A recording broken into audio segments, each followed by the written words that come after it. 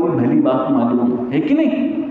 آپ کوئی چیز سیکھیں، یہ علم حاصل کرنا ہے، اور اس کے لیے اس کی فضیلت کیا ہے؟ اللہ کے نبی صلی اللہ علیہ وسلم فرماتے ہیں وَإِنَّ الْمَلَائِكَةَ لَتَضَعُ أَجْنِحَتِهَا رِضًا لِطَالِبِ الْعِلْمِ، فرشتے، اللہ کے فرشتے اپنے پروں کو بچھا دیتے ہیں۔ کتنی مبارک مخلوق ہے فرشتے، کبھی اللہ کی نافرمانی نہیں کرتے ہیں، جو اللہ کہتا ہے کرتے ہیں، لیکن ہماری فضیلت اور ہمارے شرف کی وجہ سے وہ لوگ اپنے پروں کو بچھا دیتے ہیں، ہم ان کے اوپر چلتے ہیں۔ ہو سکتا ہے ہم میں سے بعض لوگ یا سبھی لوگ فرشتوں کے پروں کے اوپر بیٹھے ہوئے ہوں، اور فرشتے اس چیز سے خوش بھی ہیں۔ کیوں؟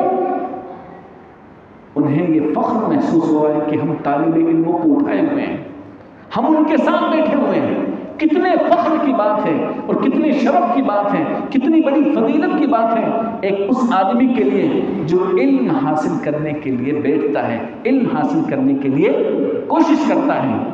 اور یہ اس سے بھی بڑھ کر فضیلت دیکھو اللہ تعالیٰ نے کتنی بڑی فضیلت رکھی ہے۔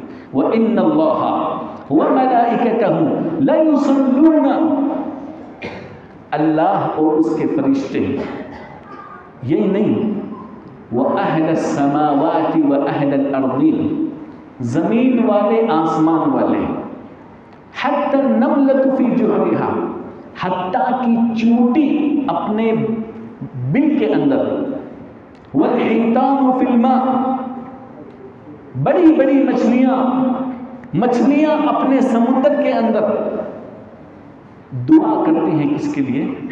اس آدمی کے لیے جو علم حاصل کرنے کے لیے نکلتا ہے، اور اللہ سے ہم دعا کرتے ہیں کہ اللہ تعالیٰ ہم تمام لوگوں کو ان لوگوں میں شامل کرے جن کے لیے یہ سب لوگ دعا کرتے ہیں۔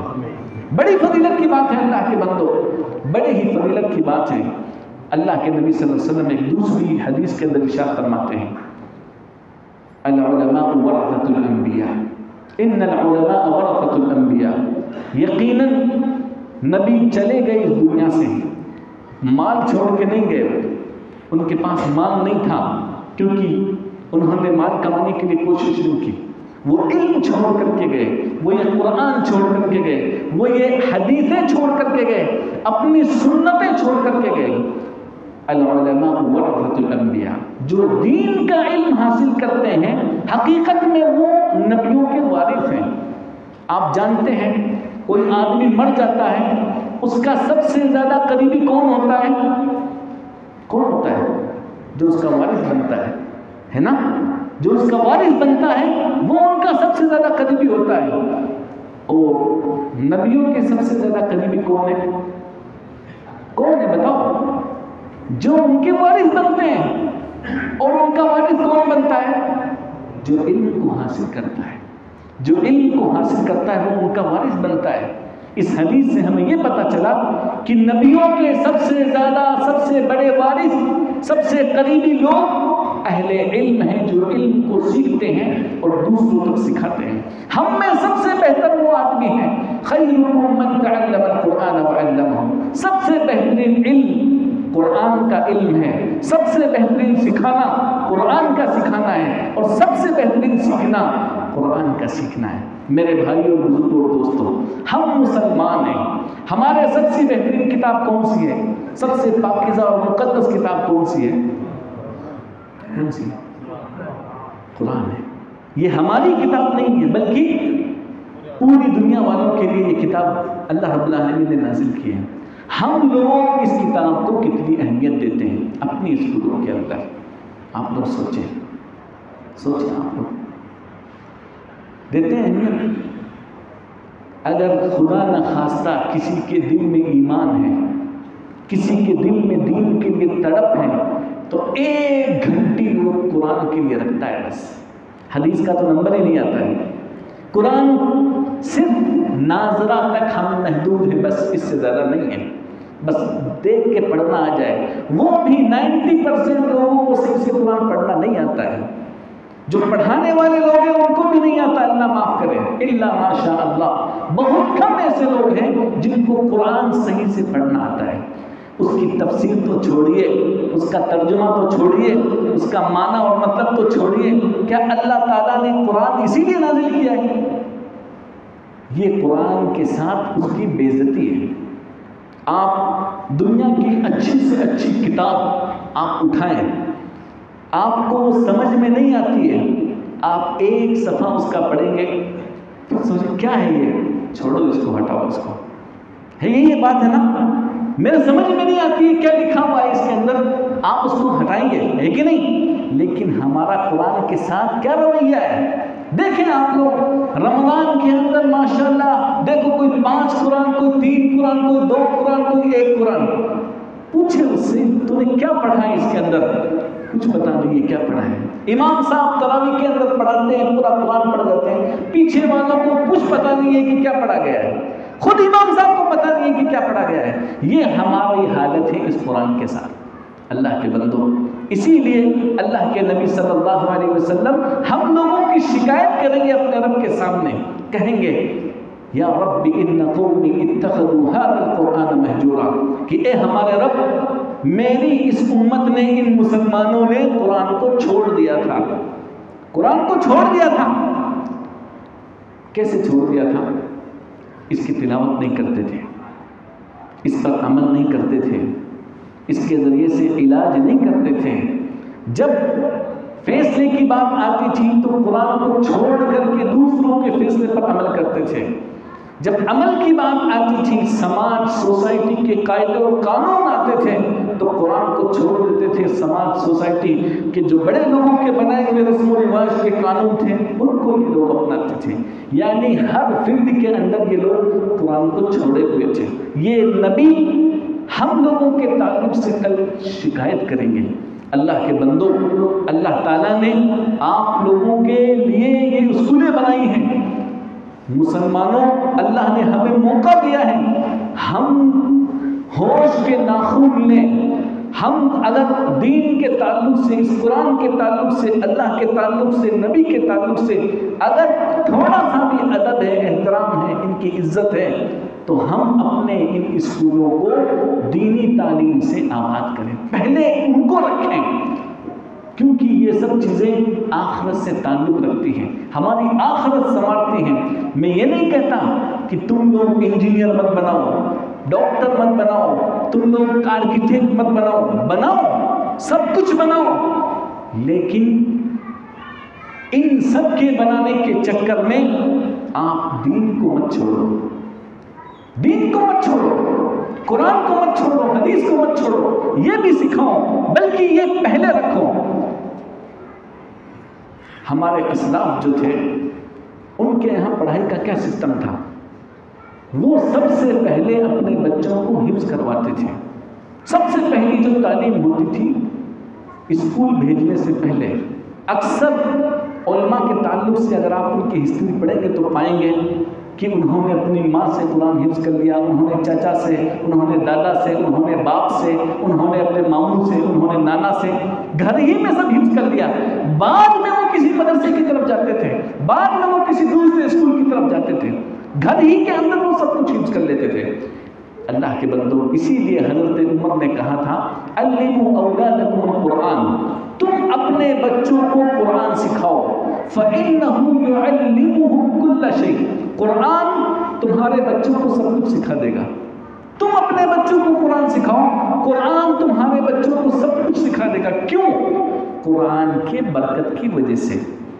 قرآن میں برکت ہے، ہم سب کا یہ عقیدہ ہے، ہم سب اس بات کو اچھی طریقے سے جانتے ہیں کہ قرآن واقعی مبارک کتاب ہے، کتاب انزلناہ الیک مبارک۔ میرے خیال سے وقت کافی ہو چکا ہے، اللہ تعالیٰ سے دعا ہے، باتیں بہت تھی اور بہت زیادہ باتیں تھیں، اللہ سے دعا ہے کہ جو کچھ میں نے کہا ہے سب سے پہلے ان باتوں پر مجھے عمل کرنے کی توفیق عطا فرمائیں، ہم سب لوگوں کو ان کے اوپر عمل کرنے کی توفیق عطا فرمائیں۔ اللہ تعالیٰ ہمارے یہاں جو بھی اسکولیں ہیں، جو بھی ہمارے یہاں تعلیم کا سسٹم ہے، اے اللہ انہیں دین کے علم سے آباد کر، قرآن اور سنت ان کے اندر پڑھائی جائے، سکھائی جائے، اور ہم سب لوگ اس سلسلے میں محنت کریں، کوشش کریں، اور ہم سب کی ذمہ داری ہے کہ ہم سب لوگ علم کو سیکھیں، دین کو سیکھیں، اور ہم سب لوگوں کے لیے آج طرح طرح کے وسائل موجود ہیں، ہم سیکھ سکتے ہیں۔ آج دنیا بہت تیز ہے، ہر چیز گھر بیٹھے آپ سیکھ سکتے ہیں، اس لیے ہمارے پاس عذر نہیں ہے کہ ہمارے یہاں پر مولوی نہیں ہے، ہمارے یہاں پر ہم سیکھ نہیں سکتے۔ آج کل ہر چیز سیکھی جا سکتی ہے، لیکن شرط یہ ہے کہ ہم لوگ جذبہ پیدا کریں، شوق پیدا کریں، اور ہمارے اندر وہ تڑپ ہو، وہ لگن ہو، وہ جذبہ ہو۔ اللہ تعالیٰ ہمیں اس بات کی توفیق عطا فرمائے۔ مختصر سوالات کر کے انشاءاللہ آپ لوگوں کو رخصت کیا جائے گا۔ کسی بھائی کے پاس کوئی سوال ہو تو۔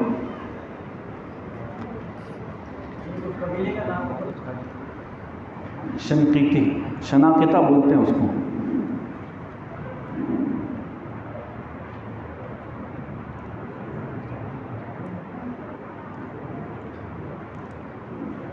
ابھی بھی سعودی عرب کے اندر بڑے بڑے علماء کرام، سعودی فتویٰ کمیٹی کے اندر، یا اسی طریقے سے جو سعودی علماء کرام کی بڑی کمیٹی ہے جس کے اندر بڑے بڑے علماء کرام ہیں، ان کے اندر بھی کئی شنقیطی علماء کرام ہیں۔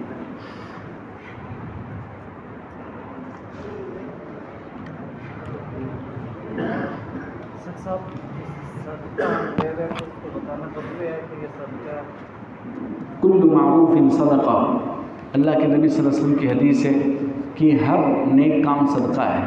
ہر نیک کام کیا ہے؟ صدقہ ہے۔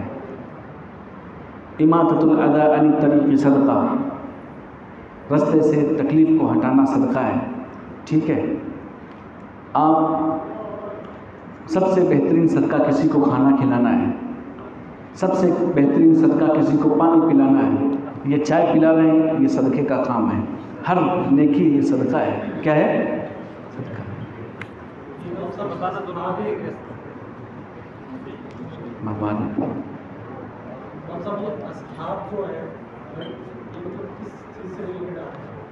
اصحاب کا مطلب ہوتا ہے دوست، صاحب کی جمع ہے اصحاب، جیسے صاحب المالی یعنی مال والا، صاحب الولدی اولاد والا، صاحب الجاہی یعنی جس کا اسٹیٹس اچھا ہو اس کو بولتے ہیں صاحب الجاہی، اس کی جمع آتی ہے اصحاب۔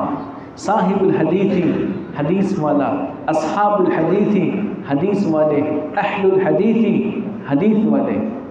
اصحاب یہ نبی صلی اللہ علیہ وسلم کے دوستوں کو بھی کہا جاتا ہے۔ صحابی، صحابہ، اصحاب یہ اصطلاح ہے، اللہ کے نبی صلی اللہ علیہ وسلم کے ساتھیوں کے لیے بھی استعمال ہوتی ہے۔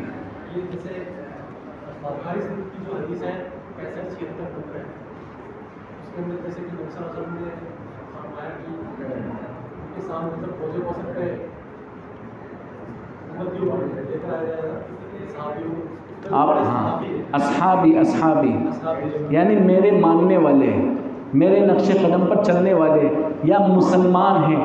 آپ جو وضو کے آثار ہیں، پیشانی چمک رہی ہے، ہاتھ چمک رہے ہیں، ان کو دیکھ کے پہچان لیں گے کہ میرے امتی ہیں۔ اصحاب یعنی میرے نقش قدم پر چلنے والے، میرے دوست لوگ ہیں یہ۔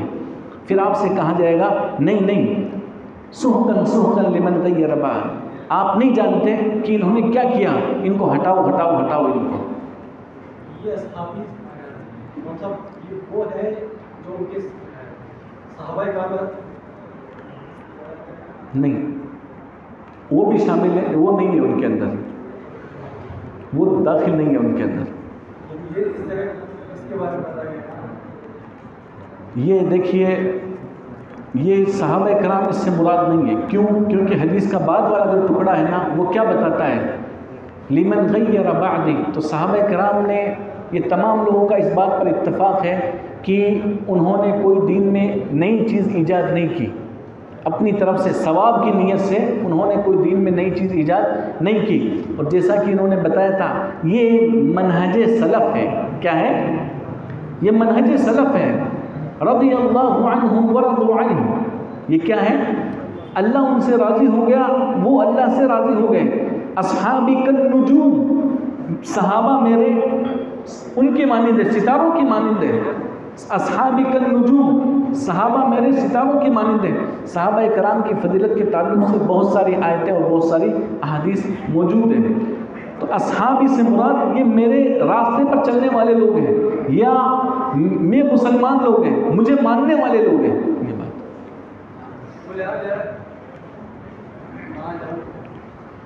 اور کوئی عربی میں جیسے عربی ہم کو معلوم پڑھنا آتا ہے لیکن سمجھ میں نہیں آتا, اور یہ احسن البیان ہے جیسے ہندی میں قرآن ہے, میرے پاس ٹائم کم ہے, کون سا چیز پڑھنا بہتر ہے, عربی میں پڑھوں یا پھر ہندی میں پڑھوں؟ لوگ بولتے کہ گمراہ ہو جائیں گے. آپ انگلش جانتے تھے پہلے؟ جانتے تھے. کس طرح سے آپ نے انگلش سیکھی نا؟ تو آپ اسی طریقے سے عربی بھی سیکھ سکتے ہیں, لیکن اس کے لیے امام شافعی والی ہمت دکھانی ہوگی. کس طرح کی؟ امام شافعی کی ہمت دکھانی ہوگی. آپ ہر علم حاصل کر سکتے ہو, ہر چیز سمجھ سکتے ہو, اور ہم سے بہتر سمجھ سکتے ہو, ہم سے بہتر سمجھ, لیکن اس کے لیے ضروری یہ ہے کہ علماء کی رہنمائی کے اندر آپ سیکھیں. ورنہ آپ کو کیا پتہ کیا چیز اچھی ہے کیا چیز بری ہے؟ کیا معلوم ہے آپ کو؟ نہیں معلوم ہوگا آپ کو, کیونکہ ابھی آپ کو اس چیز کا نالج نہیں ہے. تو علم جو سیکھا جاتا ہے, انما العلم بالحفظ والمذاکرۃ ومجالسۃ العلماء, علم 3 ذریعے سے سیکھا جاتا ہے. ایک تو اسے یاد کر کے, ایک اس کا آپس کے اندر مذاکرہ کر کے. آپ کو کوئی چیز معلوم ہے, ان کو بتا دیا, ان کو معلوم ہے, آپ کو بتا دیا, پھر آپ نے ان کو بتا دیا, انہوں نے ان کو بتا دیا. آپس میں دہراتے ہیں نا لوگ, بیٹھ کر کے گروپ میں بیٹھ کر کے, جب ایگزام کے ٹائم میں لوگ جب تیاری کرتے ہیں ایگزام کی کس طرح سے کرتے ہیں, جب بیٹھ کر کے گروپ میں اس کے پاس کیا ہے, اس کے پاس کیا ہے, اس کو وہ سناتا ہے, اس کو وہ سناتا ہے, اس طرح سے بیٹھ کے حل کرتے ہیں. یہ اس کو بولتے ہیں مذاکرہ, آپس کے اندر ایک دوسرے کو یاد کروانا, یاد دلوانا, اس کو مذاکرہ. ایک تو یہ ومجالسۃ العلماء, علماء کے پاس بیٹھ کرتے ہیں. بہت سارے ایسے دائی ہیں آج بھی دنیا کے اندر جنہوں نے بہت سی کتابیں لکھی ہیں. کس طرح سے علماء کے پاس بیٹھ کر کے, ان سے سیکھ کر کے, ان سے علم حاصل کر کے, ان کی باتیں سن کر کے, ان کا ایک آدمی ایک استاد کو لازم پکڑ لے تو اس سے بہت کچھ حاصل کر سکتا ہے.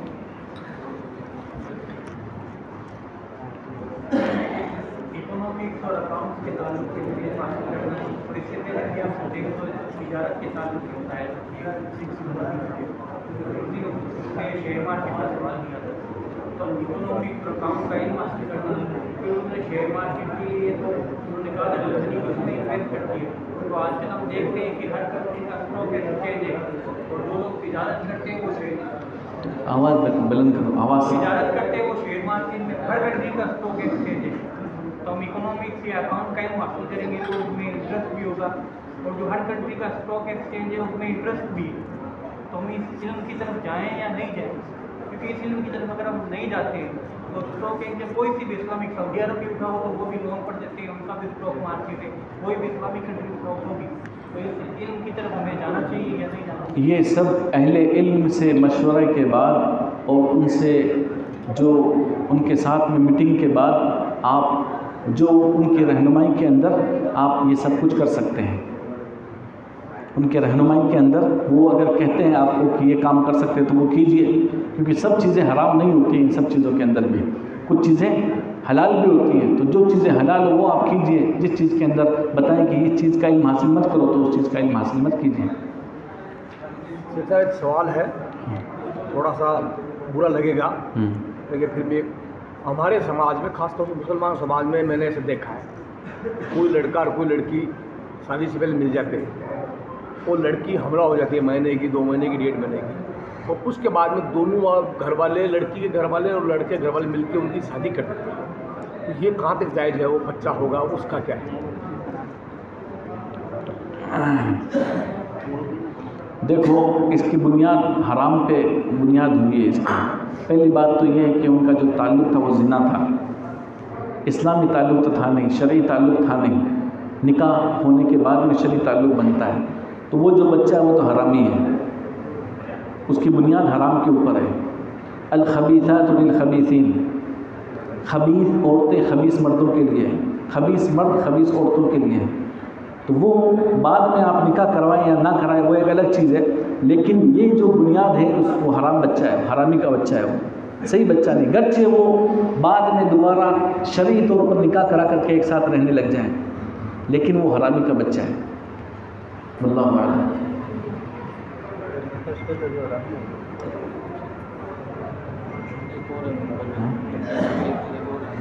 ایک اور ہے میرے خیال سے، ابھی ایک صاحب اور ہیں جن کی تقریر آپ کو سننی ہے، اسی کے ساتھ میں اپنی بات کو ختم کرتا ہوں۔ ایک سوال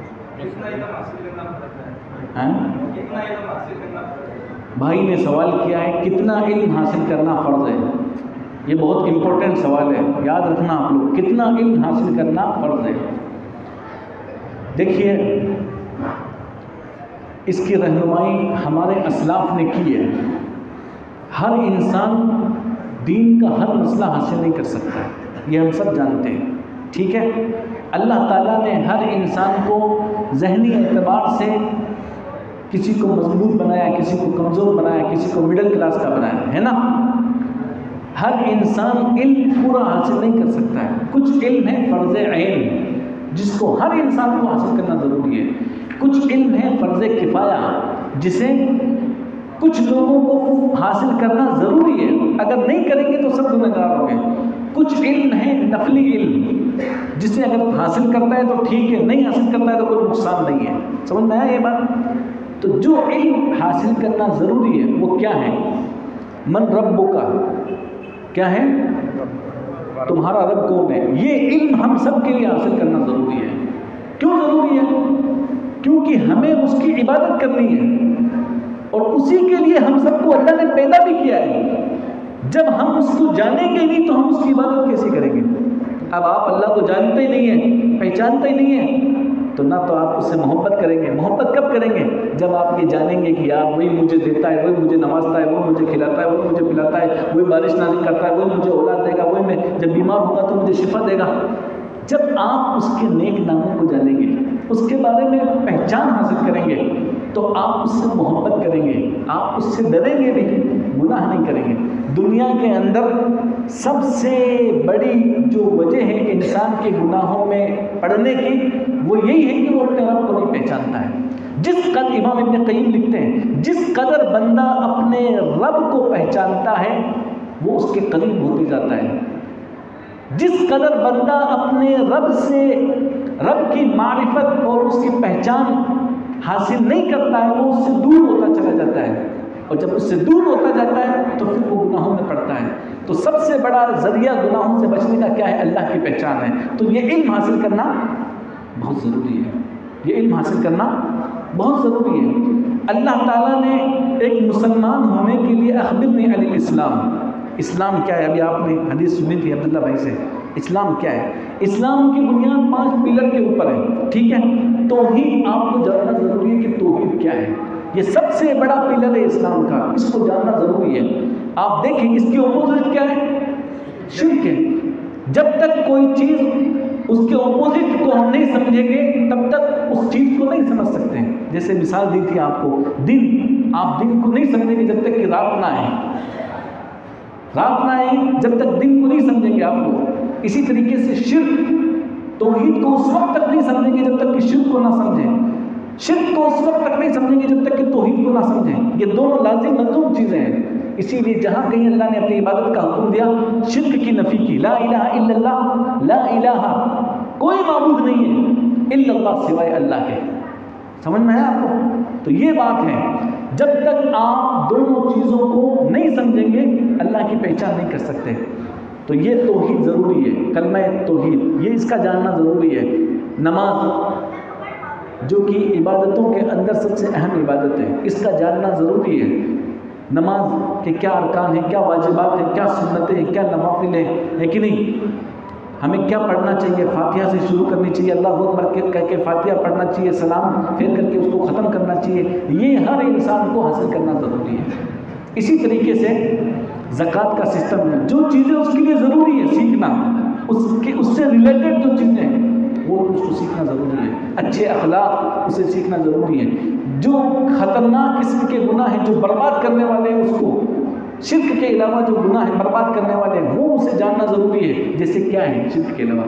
کسی کو قتل کرنا، ماں باپ کی نافرمانی کرنا، کیا نام ہے، سود کھانا، زنا کرنا، ہے کہ نہیں، اپنی اولاد کو ناحق قتل کرنا، اور اس کے علاوہ بہت سارے گناہ ہیں. یہ سب جاننا ضروری ہے.